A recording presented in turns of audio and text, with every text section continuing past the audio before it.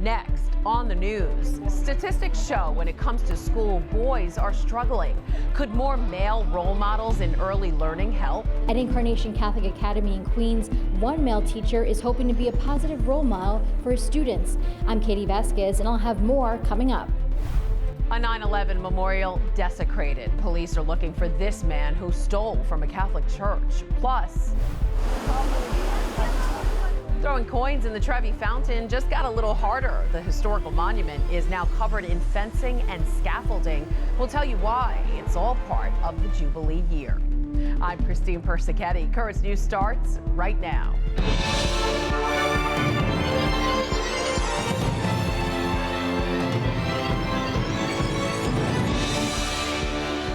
We all know teachers can have lasting impacts on the lives of their students, but studies show male teachers specifically can help boys stay on track in school. Unfortunately, there aren't many in early education. Currents News' Katie Vasquez found one at Incarnation Catholic Academy in Queens Village, and as she reports, he's quickly becoming a role model for his students. These young academics are burning off their energy. Learning volleyball with Mr. Robinson, the physical education teacher at Incarnation Catholic Academy. I'm very grateful for this opportunity because I get to really impact the kid's life, and I see it day to day.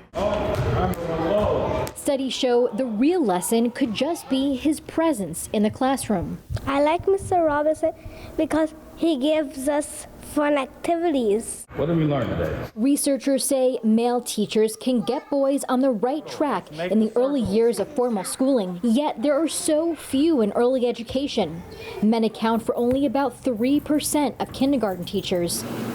Principal Ivan Green says that was something he considered when hiring Mr. Robinson. A male plays a significant role not just in educating our students, but also in their family life and structure. From experience working with students over the years, I have seen historically the kids that perform better. 7th grader Nathan Lachman says a male teacher can relate to boys like him in a different way. I love how he pushes us, and even when we fall or do something wrong, he just keeps pushing us to do right and right again. Even inspiring Nathan to one day become a teacher. That's really my goal in life. I want to inspire others and be somebody's role model. A feeling Mr. Robinson understands because this job has always been his vocation. This has always been my life goal, to just give back to kids, and hopefully they can give back to the next generation. And he hopes to continue to motivate these diocesan students. Good job. In Queens Village, Katie Vasquez, Currents News. Brooklyn Bishop Robert Brennan was also at Incarnation Catholic Academy on Friday, blessing some of the new spaces at the school. The bishop helped unveil Incarnation's new hydroponics lab, library, student council, and this computer room, made possible by Net TV's parent company, DeSales Media Group. It'll be used for a 6-module media communications course developed by Catholic Telemedia Network, or CTN, to teach the kids lessons about journalism and social media. Bishop Brennan says the upcoming classes are a great way to introduce kids to the online world, while students say they're eager to start spreading the good news. We always hear about social media in both positive and negative tones, and it's like anything else in the world. It has to be developed in a responsible way, and if it's developed in a responsible way, then it can be a great help for communications. So I'm very excited because I feel like I need to get more better on putting out my work and all that in my writing, because I like to write a lot. I like writing stories in my free time. I like talking and writing a lot. I like sharing my own experiences, so that seems pretty fun to me. Incarnation Catholic Academy is the first school to host the program. DeSales Media donated iPads that will be used to facilitate media creation, and we'll have several staff members taking part, including me. I can't wait. Turning now to an act of desecration. The NYPD is looking for the man who stole a gold rose from a 9/11 memorial inside of a Catholic church. In the name of the Father, and of the Son, Father Brian Jordan, pastor of St. Francis of Assisi Church in Midtown Manhattan, held a ritual of sanctification Thursday. He says the $3,000 gold-plated rose was stolen from the memorial on Wednesday afternoon. It was a symbol of the resurrection in the middle of a tribute made of 3 pieces of steel from the World Trade Center. The memorial honors all 9/11 victims, but especially 2 from the church's Franciscan community, including FDNY chaplain Father Michael Judge, who was the first confirmed death on that fateful day. Father Jordan says he doesn't want the suspect in prison. Instead, he wants to get him help. Jail time will make it matters worse. Get him psychiatric care, but he nuts, turn him in, and we'll forgive him after that if he's sorry. The church's 9/11 memorial was the first in Manhattan. Father Jordan says in the spirit of synodality, he'll be calling on his parishioners to determine if the rose should be replaced. Anyone with information about this incident is asked to call Crime Stoppers at 1-800-577-TIPS. That's 1-800-577-8477. Around the world, people of faith are remembering Christians who are persecuted for their beliefs during Red Week. The campaign, organized by Aid to the Church in Need, has been raising awareness of the issue since 2016. Buildings, monuments, and hundreds of churches have been illuminated in red this week, a color meant to symbolize the bloodshed by millions of Christian martyrs. According to Aid to the Church in Need's latest report, 60% of the countries surveyed saw a significant increase in Christian persecution in the last 2 years. This includes Burkina Faso, which has seen more than 2 million people displaced due to ongoing Islamist insurgency, and China, where they estimate some 10,000 people could be imprisoned by the country's Communist Party.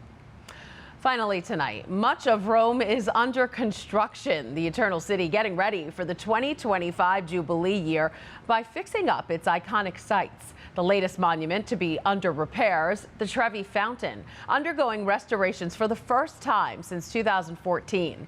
Currents News' Jenna McDermott reports. Flipping a coin into the Trevi Fountain, which legend has it can ensure your return to Rome, has now turned into a sport for some first-time goers, as tourists now encounter scaffolding and fences trying to get the best photo at the iconic spot. A little frustrated because that was the idea, to come and enjoy what they promote internationally, but I come here and I find a totally different reality. The fountain was closed off to the public in October to undergo much-needed restoration ahead of the 2025 Jubilee year.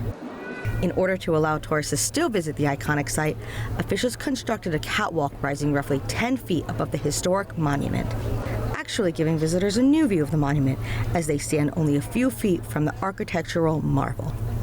But it's not open 24 hours like the Trevi usually is. You can only walk the catwalk from 9 to 9. Another challenge, tossing a coin over the high fencing and into the Trevi. The official solution? The fountain spigots were turned off and the water drained, with a small portable pool put in its place.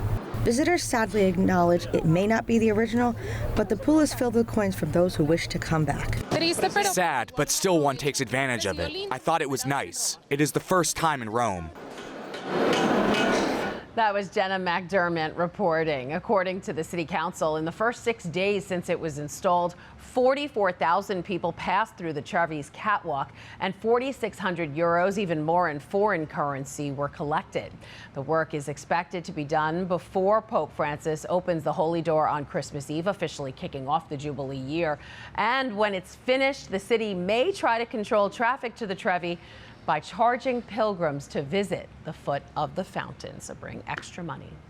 That is this Currents News Update. I'm Christine Persichetti. Thank you for joining us, because we are putting your faith in the news. Hope to see you again next time.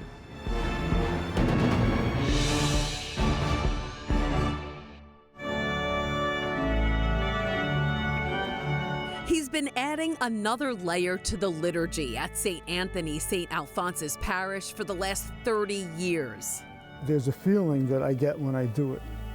It's nothing like I can explain to you. This is where I belong. Never wanted to do anything else but play in church, and that's what I'm doing. How Edward LaPlante makes up the pulse of the parish, Wednesday on Currents News.